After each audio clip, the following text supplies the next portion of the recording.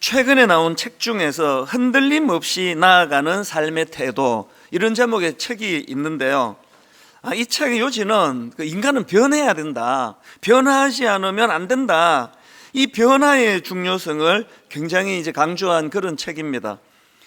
이 책 표지에 보니까 이런 문구가 있더라고요. 더 나은 삶을 살고 싶다면 오늘의 나를 깨트려라. 이것도 참 와닿았습니다. 더 나은 삶을 살고 싶다면 오늘의 나를 깨트려라. 또 표지에 이런 문구도 있었습니다. 내가 변하면 모든 것이 변한다. 뭐 뻔한 얘기지 이런 생각도 들지만 너무나 기초적인 이야기거든요. 내 가정에서 내가 변하면 우리 가정이 변하는 거거든요.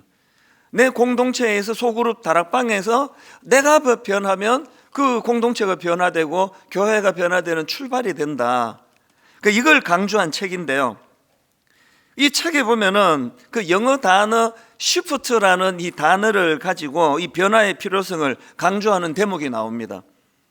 여러분이 아시겠지만 이 shift라는 이 단어는 위치를 옮기다, 이동하다, 이런 뜻을 가진 단어 아니겠습니까? 저자가 이 단어를 가지고 이 shift라는 것은 나를 더 나은 사람으로 변화시키는 태도를 말한다, 그렇게 설명을 하면서 예를 하나 듭니다. 아기가 태어나면은 가장 먼저 하는 게 탯줄을 자르는 거예요. 왜 그렇게 하느냐 하면은 이 아기가 어머니 뱃속에 태중에 있을 때 모든 영양의 공급과 살 수 있는 요소들을 전부 다 탯줄을 통해서 공급을 받았다는 거죠. 그리고 또 이 호흡하는 것도요, 이 태아는 그 태반을 통해서 엄마의 혈액 속에 있는 산소를 공급받고 또 이산화탄소를 배출하고, 그런 일들이 다 이제 이 태반을 통해서 이루어졌는데, 이제 이 땅에 태어나는 그 순간서부터는 더 이상의 엄마로부터의 공급을 받을 수가 없기 때문에 그래서 탯줄을 자르는 것으로 인생이 시작이 된다는 거죠. 그리고 또 모든 분들이 다 100% 공통적으로 그친 게 뭐냐 하니까 태어나자마자 우는 거예요. 그래서 이 아기가 태어났는데 안 울면 막 엉덩이를 때려서라도 울게 만들잖아요. 여기에 또 의미가 있더라고요. 왜 애가 그 첫 울음을 울어야 되느냐 하면은 한 번도 사용하지 않았던 이 성대 사이의 공간으로 공기가 들어오면서 마찰음을 내게 되는데, 이게 아기들의 첫 울음이라는 겁니다. 그러니까 이제 탯줄을 끊고 이제는 호흡하는 것부터 산소를 들이마시고 이산화탄소를 배출하고, 이 모든 것들이 이제는 다른 방식으로 이루어져야 살 수 있기 때문에 이걸 이제 인간들은 태어날 때부터 이 시프트, 이걸 이제 갖고 태어난다, 그런 표현을 썼더라고요. 제가 이 원리를 설명하는 책을 읽으면서 탯줄을 잘라야 새로운 세계에서의 본인의 삶을 살아갈 수 있다고 한다면 이 영적으로도 마찬가지인데, 그런 생각이 들더라고요. 우리가 예수를 믿는다는 것은 이런 겁니다. 어떤 분은 주중에는 내가 스포츠센터 등록 회원이 돼가지고 운동을 하고, 저녁에는 영어 학원에 등록을 해서 영어를 배우고, 또 이제 주일이라고도 안 그래요. 일요일이 되면은 교회 가서 예배 보고, 그게 아니야? 신앙생활이? 이렇게 생각하는, 오해를 하는 분이 계세요. 신앙생활은요, 무슨 헬스클럽에 등록 끊어서 운동하는 게 아니고요, 신앙생활은 새로 태어나는 거거든요. 새로운 생명이 부여가 되는 겁니다. 그래서 우리가 예수를 믿는다고 한다면 지금까지 내 힘을 의지하고 세상을 바라보며 살아가던 삶의 방식의 탯줄을 끊는 거예요. 내가 살아가는 방식으로 그동안 유효했던 그 모든 통로를 차단하고, 그리고는 이제 나는 하나님을 믿는다, 나는 하나님으로부터 공급받아 살 수 있는 존재라는 것을 인식하고 살아가는, 이게 신앙생활이거든요. 제가 오늘 이제 시편 23편 총정리하는 6절의 말씀을 제가 묵상을 하면서 이 짧은 한 구절 속에서 참 여러 가지 메시지를 제가 많이 또 공부하고 또 주중에 또 은혜를 누리고 했는데요. 다윗 시편 23편의 시작을 이렇게 하지 않습니까? 1절이요. 여호와는 나의 목자시니 내게 부족함이 없으리로다. 이게 바로 그 시프트를 말하는 거예요. 그 책에서 말하는 걸로 하자면 이게 변환이에요. 여러분들이 이 구절을 읽을 때 내가 예전에는 뭐가 채워져야 만족했습니까? 통장에 그래도 죽을 때까지 먹고 살 수 있는 돈이 있고, 그리고 또 인정받을 수 있는 어떤 직장이 있고, 또 사람들에게 어느 정도는 존경받을 수 있는 이런 것들이 채워져야 인생이 부족함이 없는 것이라고 계속 세상이 그렇게 노래를 하는 데서 우리가 살아가고 있는데, 내가 이제 예수님을 알고 나서 이게 아닌 걸 이제 우리가 알아가는 거예요. 그래서 다윗이 말하잖아요. 여호와가 나의 목자가 되시기 때문에 내게 부족한 게 없다. 이렇게 말씀을 시작한 다윗이 6절로 가서 말씀의 마무리가 이렇습니다. 내 평생의 선하심과 인자하심이 반드시 나를 따르리니 내가 여호와의 집에 영원히 살리로다. 이 삶의 방식을 이야기하거든요. 그래서 제가 이번 주에는 내 평생의 선하심과 인자하심이 반드시 나를 따르니 요 한 문장을 가지고 제가 말씀을 이제 드릴 예정이고요. 이제 다음 주일에는 마지막에는 이 한마디요. 내가 여호와의 집에 영원히 살리로다. 이걸 이제 다음 주일날 전함으로 시편 23편이 이제 정리가 되는데요. 이런 의미에서 저는 오늘 이 23편 6절 앞부분을 가지고 저는 저와 여러분이 다 인생의 전환, 변환, 또 인생의 시프트가 일어나게 되기를 바랍니다. 탯줄을 끊는 결단이 일어나고 내가 이제는 내 어떤 무엇을 의지하고 세상의 질서대로 살아가는 그 구조에 내가 던져진 사람이 아니라 나는 이제 여호와가 나의 목자가 되시고 나는 그분을 의지하고 그분이 공급해 주시는 것으로 살아가는 인생이라고 하는 이런 어떤 삶의 변환이 일어나는 그런 믿음의 성도님들 되시기를 바라면서 그런 분들에게 제가 두 단어를 드리고 싶은 겁니다. 그래서 제가 제목을 이렇게 잡아봤습니다. 인생의 시프트를 위해 기억해야 될 두 단어. 이 두 단어를 기억해야 되는데 첫 번째 단어가 선하심입니다. 선하심. 6절을 다시 읽어드리겠습니다. 내 평생의 선하심과 인자하심이 반드시 나를 따르리니. 여기 나오는 선하심은 히브리어로 보면 토브라는 단어예요. 토브.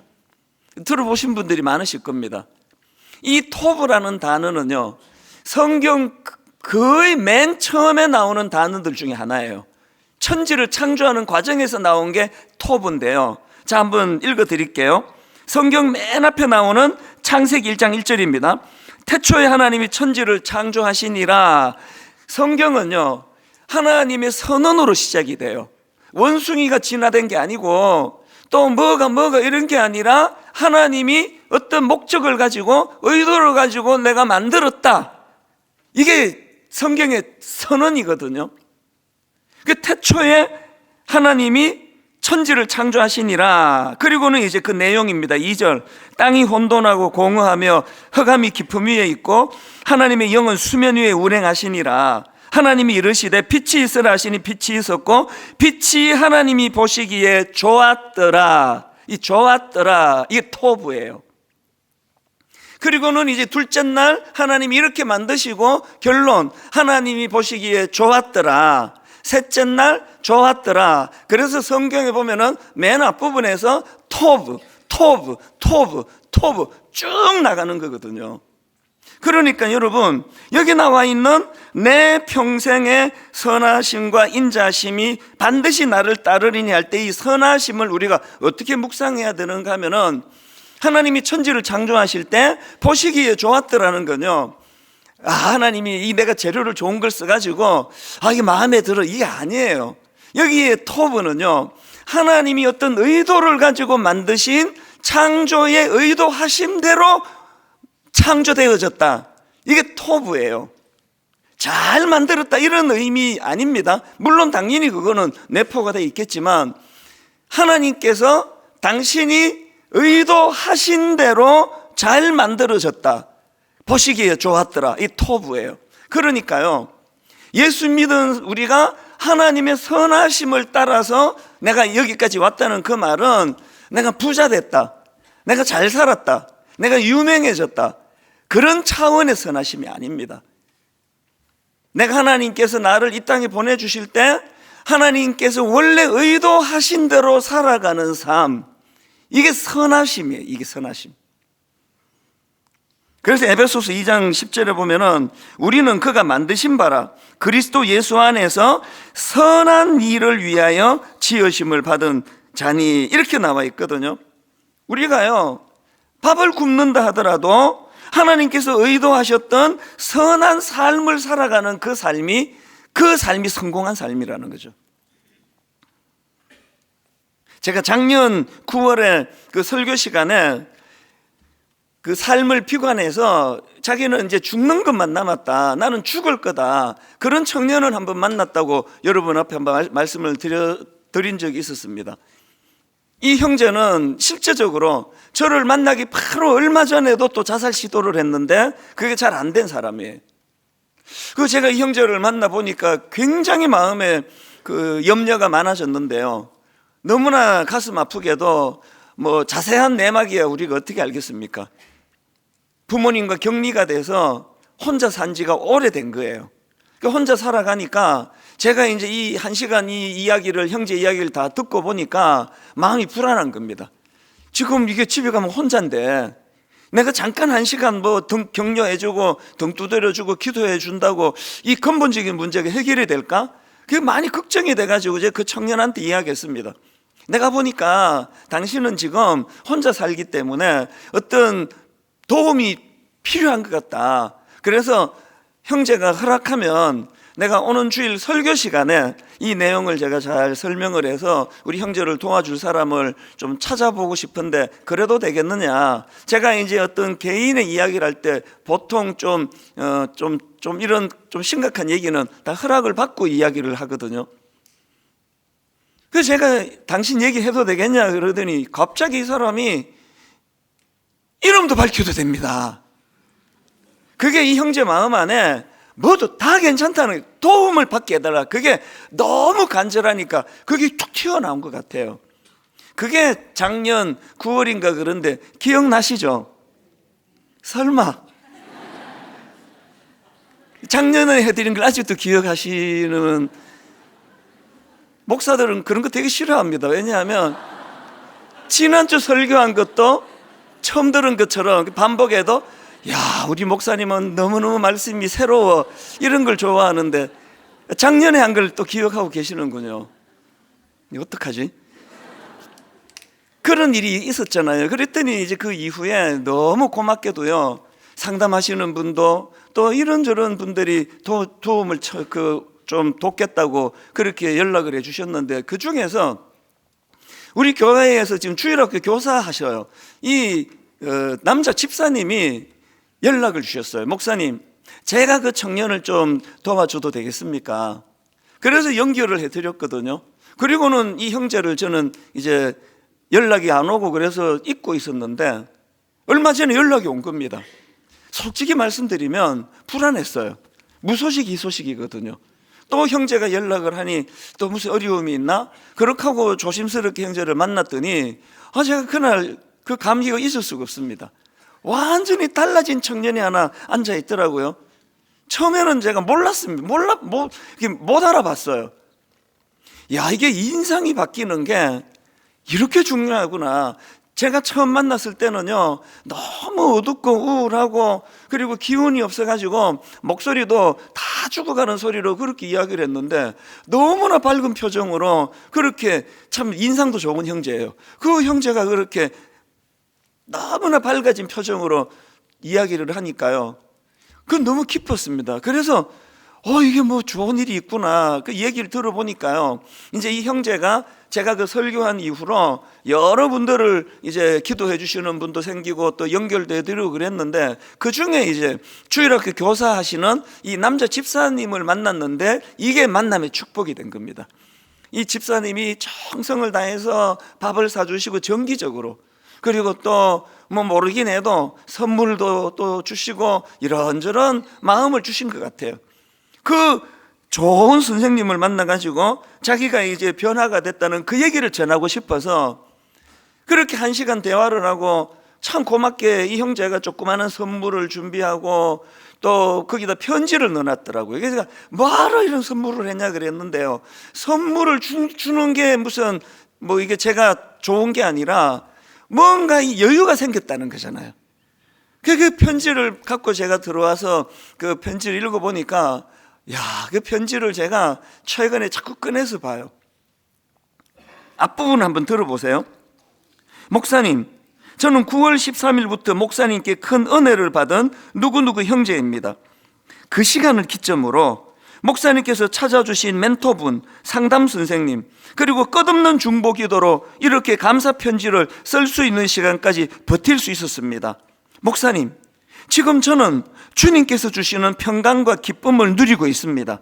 더 이상 내일이 오는 것이 두렵지 않습니다. 목사님과 만난 그 시간 이후로 많은 일들이 있었지만 제가 집착하던 세상이 주는 안정감과 의미를 내려놓자 아까 말씀드린 탯줄을 끊었다는 이야기예요. 이 형제에게 절망만 가져다 주는, 낙심과 좌절만 가져다 주는, 자살 충동으로 이끌고 가는 그 세상을 의지하던 그 탯줄을 끊었다는 그 얘기거든요. 제가 집착하던 세상이 주는 안정감과 의미를 내려놓자 세상이 달라졌다는 것을 꼭 말씀드리고 싶었습니다. 목사님, 저는 이제 드디어 주님이 자비하시고 정말 사랑의 하나님이심을 믿고 의지합니다. 말씀을 읽을 때 말씀이 제 마음을 치는 것을 매일 느낍니다. 그때마다 제가 해야 할 것이 보이고 저의 삶의 의미가 보입니다. 지금 이 형제에게 무슨 일이 일어났느냐 하니까요, 아까 말씀드린 그대로입니다. 우리가 선하심의 인도함을 받는다는 건 부자 되고 잘 살고 유명해지는 게 아니라, 이 형제가 왜 삶의 의미를 깨달았습니까? 하나님이 자기를 이 땅에 보내주실 때 어떤 삶의 의미를 부여해 주셨는가를 찾아 나가기 시작하니까 의욕이 생긴 거거든요. 그러면 어떻게 이 형제가 이렇게 삶의 의미를 추구하게 됐나 보니까요, 제가 그 주일학교 선생님이신 그 집사님이 참 어른이 이런 분이구나 샘플을 본 것 같아요. 이분이 마음을 다해서 이 형제를 격려하고 세워주고 그렇게 마음을 다 또 정성을 다 드리면서 이분이 꼭 헤어질 때면 숙제를 주신대요. 성경 사복음서 한번 읽어봐라.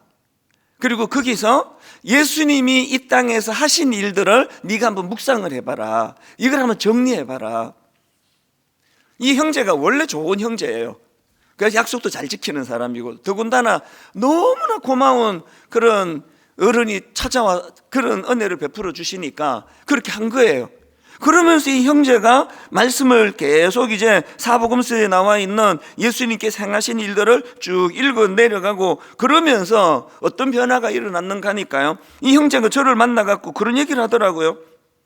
그 멘토 선생님이 이 사복음서를 읽으면서 예수님이 행하신 일들에 대해서 묵상하라고 그래서 그렇게 했더니 그 과정에서 자기가 잊고 있던 하나님이 자기에게 개입하신 선한 일이 떠오르기 시작된 거예요. 이런 얘기를 하더라고요. 자기가 어릴 때 학교에서 왕따를 당했는데 그 왕따 당하던 그때에 하나님께서 어떻게 내게 힘을 주셨는지 그게 떠올려졌다는 거예요. 이런 내용을 담은 편지가 그 다음 내용 들어보세요. 지난 과거가 고난뿐이었다고 생각했는데 그러다 보니 과거에 하나님께서 함께해 주신 것들에 대해 감사도 하지 않고 떠나버렸던 내 자신을 발견하게 되었습니다. 이게 무슨 말인가 하면 저를 만나갖고 형제가 절망했던 게요, 그리고 하나님은 원망했던 게 하나님은 자기를 버리셨다는 거예요. 하나님은 날 버렸습니다. 그래서 나는 죽는 것밖에 없다고 그랬는데 그 멘토 선생님 집사님이 사복음서를 읽으면서 예수님이 하신 일을 묵상하라 그랬더니 신기한 일이 벌어진 거예요. 그거를 읽는데 묵상하는데 잊고 있던 어려울 때 하나님이 자기와 함께 하셨던 것들이 떠오르기 시작했다는 거예요. 이런 표현이 있습니다. 그 내용 중에 이런 게 있습니다. 처음엔 1개, 2개, 3개, 8개 발견할수록 끝도 없이 보였습니다. 그리고 그렇게 끝도 없이 제게 기회를 주셨다는 것을 인정하지 않을 수 없었습니다. 이게 하나님의 일하심이에요. 선하심이 자기와 함께 했다는 거예요.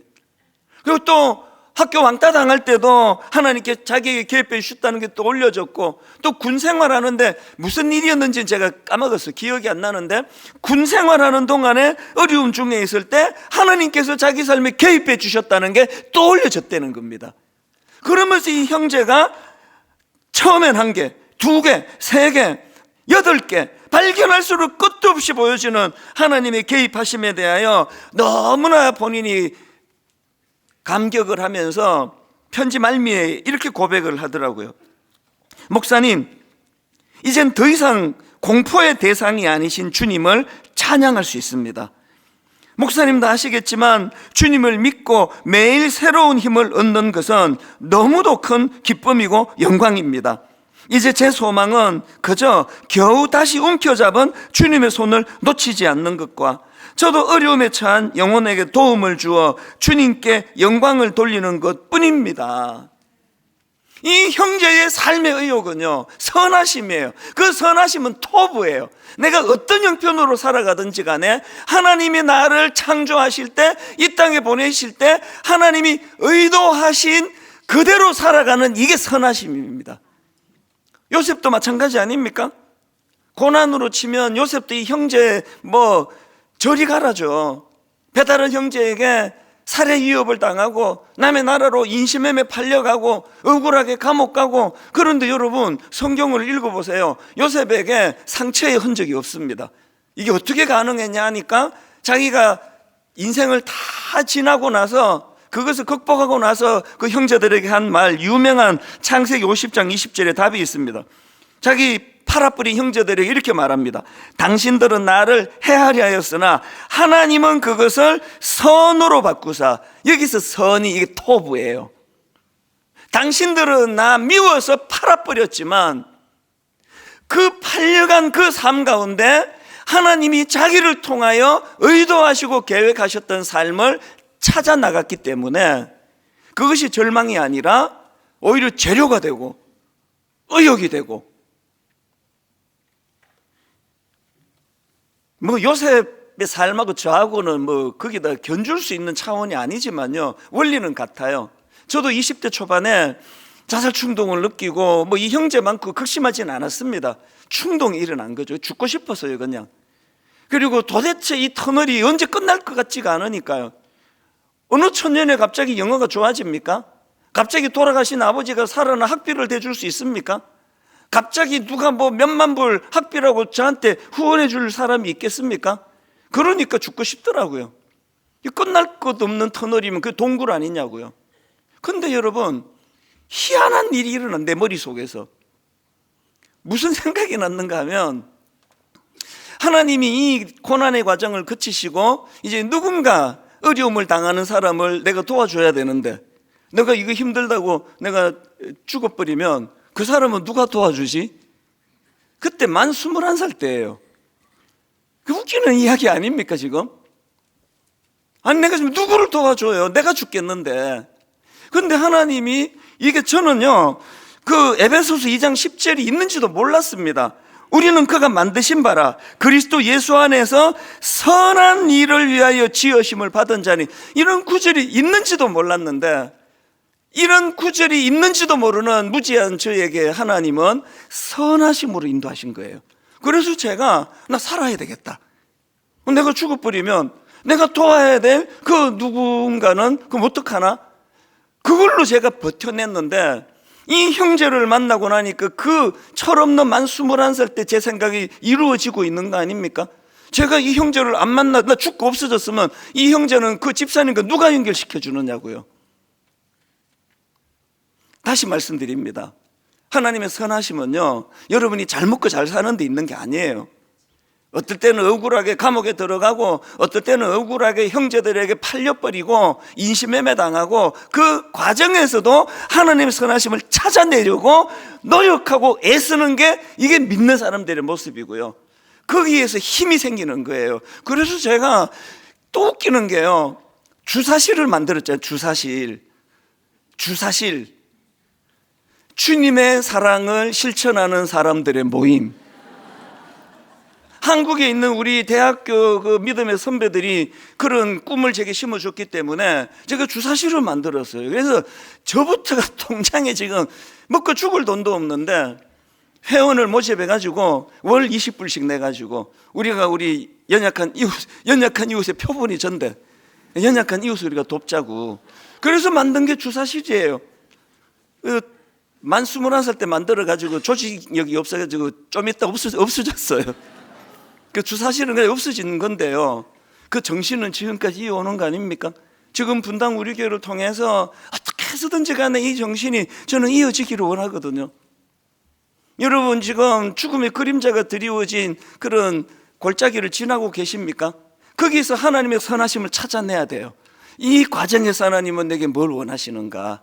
그 어린 철없던 만 21살 때 내가 이렇게 죽어버리면 내가 이 터널을 빠져나와서 도와줘야 되는 그 사람은 어떡하나? 이런 말도 안 되는 생각을 그게 21살짜리에게 하나님이 심어준 게 그게 선하심으로 인도하시기 때문이거든요. 그래서 오늘 저는 내 평생의 선하심, 이 토브라는 단어를 기억하시기를 바라고요. 그런가 하면 두 번째로 우리 인생의 변환이 일어나기 위해서 기억해야 될 단어가 있는데 인자하심입니다. 이 인자하심은 그 6절 읽어드리고 설명드릴게요. 내 평생의 선하심과 인자하심이 반드시 나를 따르리니. 여기 나오는 인자하심은 히브리어로 헤세드예요. 이것도 들어보신 적이 있으실 겁니다. 이 헤세드는요, 자비, 사랑, 인자 이런 뜻을 가진 단어인데요, 구약에서 헤세드는 하나님의 성품을 설명할 때 쓰는 단어예요. 하나님의 그 당신의 백성들을 불쌍히 여기시는 마음, 이게 헤세드예요. 지금 다윗이 뭘 고백하는가 하니까 그 헤세드가 뭐라 그랬죠? 무조건적인 사랑이에요. 다윗이 지난 삶을 되돌아보니까 천인공노할 짓을 저지르던 순간이 있었잖아요. 살인을 저지르고 그 가정 있는 남의 그 유부녀, 남의 여자를 임신을 시키고, 그래서 음모를 꾸며서 그 남자를 그 충성스러운 신하예요.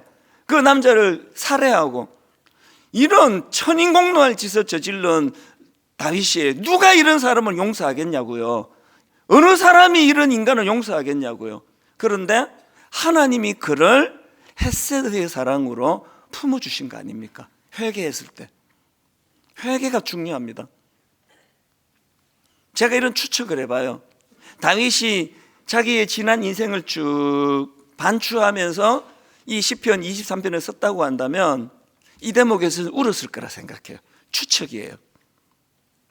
내 평생의 선하심과 헤세드의 사랑이 지금까지 나를 따라왔기 때문에 내가 용서받고 내가 다시 한번 일어설 수 있는 기회를 얻은 거구나.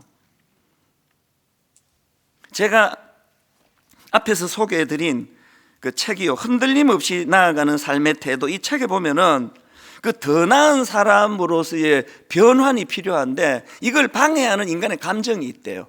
우리가 왜 더 나은 삶으로 그런 그 쉬프트가 잘 일어나지 않는가 보니까 거기에 어떤 감정이 방해가 되느냐 하니까 몇 가지 있더라고요. 첫째, 불안이 우리의 변화를 발목을 잡는데요. 그 쭉 설명하고요. 또 그 다음에 우울, 이 우울이 우리가 더 나은 삶을 쉬프트하는 걸 방해한다는 거예요. 그리고 그 다음에 번아웃, 탈진해버리는 거. 그리고 그 다음에 자존감의 저하. 여러분, 탯줄을 끊으셔야 된다는 말씀을 드리는 게요, 사실 이 시대의 삶의 그 시스템이 네 가지를 양산하게 만드는 구조 아닙니까? 오늘 우리 시대는요, 아무것도 안 해도 불안해요. 쉬는데 불안해요. 자려고 누웠는데 불안해요. 아침에 일어나 하루가 시작도 안 됐는데 불안으로 시작을 해요. 이 구조가 그렇잖아요. 오늘 이 시대가 우울해요. 이 스마트폰 나오고 더 우울해요. 허구한 날 들여다보는 뉴스가 우리를 우울하게 만들잖아요. 분노를 유발하잖아요. 번아웃이에요. 그리고 이 시대가 우리를 자꾸 자존감을 꺾어버려요. 옛날에 그 뭐 스마트폰 이런 거 없을 때는요, 누가 뭐 얼마나 멋지게 잘 사는지 아무도 몰랐잖아요. 저는 가난한 동네 살았는데요, 뭐 온 세계가 다 가난하더라고. 태어나 보니까 그 동네만 그랬는데 유난히. 나 뭐 온 세상이 다 이렇게 사는 줄 알았습니다. 맨날 연탄가스 마시고 뭐 그렇게 사는 줄 알았죠. 제가 사람 이름을 못 외워요. 연탄가스를 하도 많이 마셔가지고. 불평이 없었습니다. 그것 때문에 내 마음에 어려움이 없었습니다. 그런데 지금 이 스마트폰이 자꾸 우리 자존감을 꺾어버리잖아요. 뭐 나 잘났다는 사람 막 계속 거기에 올리고, 뭐 온 세계 돌아다니며 여행했다고 맛집에도 거기 올리고, 볼수록 우울해지는 거거든요. 여러분, 그 탯줄을 끊어야 돼요. 그런 걸로 사람을 평가하지 않는 하나님의 헤세드예요. 자격 없는 자에게 조건 없이 용서해 주시고 사랑해 주시는 그 헤세드, 이게 내 평생의 선하심과 인자하심이 반드시 나를 따르리니에요. 그런데 여러분이 헤세드와 관련해서 한 가지 기억하셔야 될 게 있습니다. 제가 아까 말씀드렸잖아요. 구약에서 이 헤세드는 하나님의 성품이에요. 그래서 하나님의 성품을 드러낼 때 헤세드라는 단어가 나오는데요, 이 단어가 인간들을 향해 쓰여질 때가 있습니다. 그 대표적인 게 미가서 6장 8절입니다. 사람아, 주께서 선한 것이 무엇임을 내게 보이셨나니 여호와께서 내게 구하시는 것은 오직 정의를 행하고 인자를 사랑함. 이 헤세드예요. 하나님이 요구하시는 게 헤세드예요. 아니, 헤세드는 하나님의 성품인데 이걸 우리에게 요구하세요. 인자를 사랑하며 겸손하게 너희 하나님과 함께 동행해야 될 게 아니냐, 이걸 요구하시거든요. 앞에서 제가 소개해드렸던 그 멘토 집사님, 그 청년이요, 저를 만났을 때 계속 이분을 호칭할 때 삼촌이라 그러는 거예요. 그 삼촌을 내가 만나가지고 또 그 삼촌이 내게 사복음서를 읽으라고 그렇게 하셔가지고, 그게 내가 뭐 교정도 해줬어요. 그 멘토 집사님이 그랬다는 거지. 그러면 이 사람이 또 그 삼촌, 내 삼촌이 그렇게 했다고 이렇게 이야기를 하는 거예요. 그래서 제가 이런 생각을 했죠. 만약에 그 집사님이 자기가 아주 굉장히 가르치는 은사가 있어가지고요, 이 청년을 만나가지고 다짜고짜 이제 이거 펴봐라, 너 예수 믿는 애가 그 자살하면 돼, 안 돼? 자살하면 안 되지, 그런 생각하지 마, 이렇게 접근했다면은요 어땠을까요? 이 집사님은 이 형제에게 그렇게 다가가지 않았어요. 헤세드로 다가갔어요. 아무 이유 없이 처음 본 우리 청년한테 굉장히 맛있는 밥을 사주시고, 모르긴 해도 선물도 주셨을 거예요. 어쩌면 용돈도 줬을지도 몰라요. 마음을 다하여 헤세드의 사랑을 이 형제에게 보여준 거예요. 그 사랑으로 사복음서를 읽어라라고 권면하니까 그게 능력이 되는 거 아닙니까? 오늘 저는 조건 없는 하나님의 사랑인 이 헤세드 많이 누리시기를 바랍니다. 그리고 그것을 우리도 베풀어야 한다는 주님의 말씀을 기억하셔야 돼요. 여러분 아시는 창세기 39장 5절 한번 보십시오. 그가 요셉에게 자기의 집과 그의 모든 소유물을 주관하게 한 때부터, 이거 잘 들어야 됩니다, 여호와께서 요셉을 위하여 그 요셉의 집에 복을 내리심으로, 이렇게 제가 읽으면 이거는 아직 탯줄을 못 끄는 세상의 시각이에요. 근데 성경의 하나님의 시각은 이렇습니다. 그가 요셉에게 자기의 집과 그의 모든 소유물을 주관하게 한 때부터, 그 다음 보세요, 여호와께서 요셉을 위하여 그 애굽 사람의 집에 복을 내리심으로. 여러분 남의 이야기니까 지금 뭐 맹숭맹숭 보고 있는데, 이게 지금 여러분 일이라 생각해 보세요. 하나님이 저에게, 예를 들어 제가 지금 102호에 산단 말이죠. 이 목사 목회하는데 수고해, 내가 너에게 복을 내리기 원하는데 너에게 내가 복을 내려 103호가 잘 되기를 원한다. 그러면 여러분 할렐루야 그러시겠습니까? 아니, 하나님 뭐 장난치십니까? 하나님 여러분에게, 내가 여러분에게 복을, 내가 너에게 복을 내려 네 옆집 아줌마가 잘 되게 해줄게. 그러면 나 이런 하나님 나 못 믿겠다 그러실 것 같은데요. 그런데 여러분, 이 성경의 원리예요. 제가 자주 하는 말 아시잖아요. 내가 21살 때 자살하지 않고 버텨내고 이긴 이 일이, 하나님 누군가에게는 이 일이 선물이 되기를 원합니다. 그냥 뭐 주일날 설교하고 신방 가고 뭐 이런다고 목사 역할을 다 하는 게 아니에요. 저는 우리 성도님들에게 정말 제 삶이 여러분에게 너무나 미비하고 작은 것이지만 선물을 제공하는 인생이 되기를 원하는 거거든요. 이게 헤세드의 정신이에요. 여러분, 이 두 가지를 기억하셔야 됩니다. 첫 번째, 우리가 인생의 시프트, 인생의 변환이 필요한데 그 첫 번째 재료가 토부예요. 하나님이 나를 지으신 그 의미를 찾아 나가려고 어떤 죽음의 그림자가 드리워진 골짜기조차도 찾아낼 수 있습니다. 찾아낼 수 있더라고요. 그럼 두 번째 단어가 내 평생의 선하심과 인자하심, 헤세드예요. 헤세드. 그래서 여러분, 먼저 우리가 무조건적인 사랑, 자격 없는 자에게 주시는 헤세드의 사랑을 많이 누리시고 그걸 흘려보내는 아름다운 인생이 되시기를 바랍니다. 특히 요즘은 나라를 위해서 헤세드의 사랑을 구해야 돼요. 제가 홈페이지에 이 나라를 위한 기도 제목들을 좀 올려드렸거든요. 여러분, 그 내용을 잘 보시고, 원래는 프린트해서 바꿔드리려고 했어요. 여러분 홈페이지 보시고 스스로 프린트해서 이 나라를 위해 기도하시기를 바랍니다. 지금은 하나님의 헤세드가 필요한 때예요. 하나님, 지금 자꾸 사분오열, 하나님 이런저런 상처들이 자꾸 양산이 되는 이 시대인데 네가 옳은지 내가 옳은지는 하나님만 아세요. 네가 옳리 내가 옳리 판단은 좀 유보하고 기도하자고요. 같이 하나님 이 나라를 불쌍히 여겨주시기를 원합니다. 이것보다 더 절망적인 일이 일어났을 때도 하나님의 헤세드의 사랑으로, 그래서 저는 애국가를 너무 사랑해요. 하나님이 보호하사 우리나라가 여기까지 온 거 아닙니까? 여러분, 그러기 위해서 저와 여러분이 먼저 이 헤세드를 많이 경험하셔야 돼요. 그래서 내가 감격이 있어요. 설교하는 나, 사실 나 자격이 없는데 하나님이 너 설교하지 마 그래도 좀 변명할 수가 없는데 하나님의 헤세드의 사랑으로 이 자리에 서게 해주신 은혜, 오늘 우리가 이 말씀을 기억하시면서 마태복음 5장 7절 읽고 말씀을 마치겠습니다.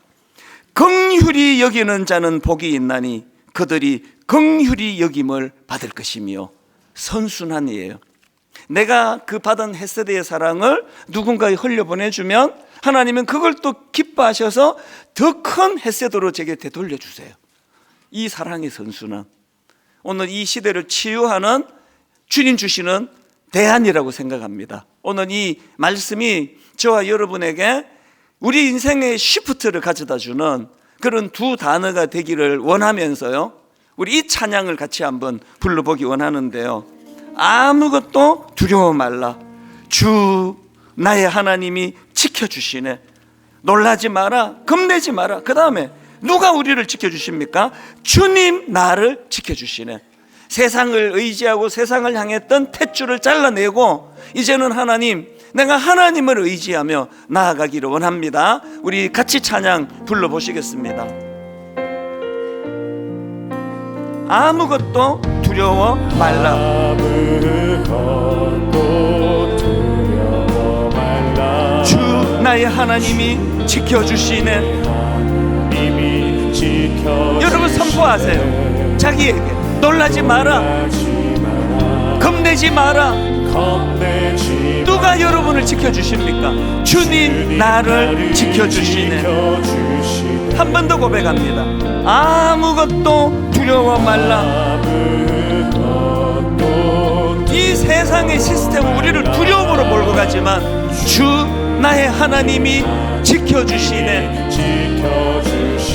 놀라지 마라, 겁내지 마라. 입술로 선포합니다. 주님 나를 지켜주시네. 나그네 인생길, 내 마음이 힘에 겨워 지칠지라도 그때마다 기억하십시오. 주님 나를 지켜주시네. 세상의 험한 풍파 몰아칠 때도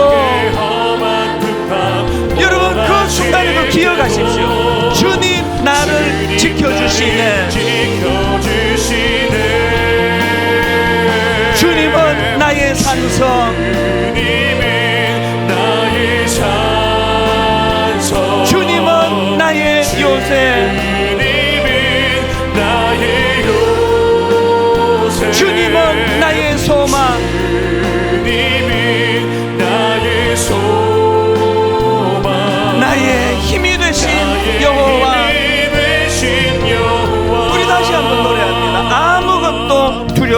말라.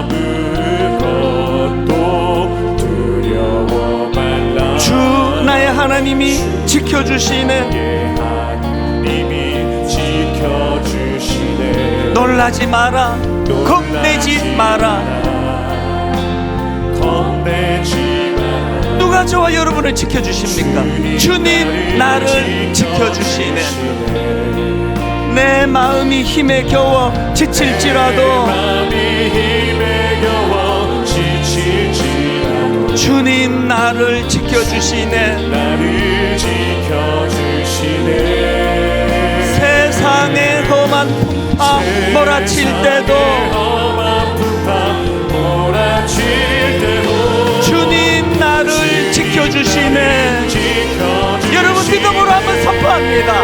주님은 나의 산성. 믿음으로 선포하십시오. 주님은 나의 요새. 주님은 나의 소망. 나의 힘이 되신 여호와. 우리가 자리에서 일어나셔서 내 마음이 힘에 겨워 지칠지라도 그런 순간순간마다 선포하십시오. 주님 나를 지켜주시네. 세상의 험한 풍파 몰아칠 때도 그 아픈 순간마다 선포하십시오. 주님 나를 지켜주시네. 주님은 나의 산성.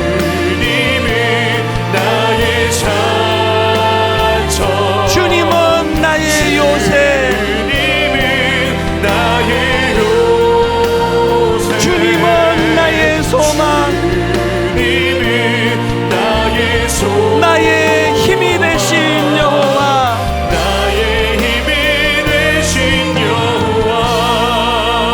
오늘은 제가 여러분 위해 기도해 드리겠습니다. 살아계신 하나님 아버지, 우리는 그가 만드신 바라 그리스도 예수 안에서 선한 일을 위하여 지으심을 받은 자니 내 평생에 선하심과 인자하심이 반드시 나를 따르리니 내가 여호와의 집에 영원히 살리로다.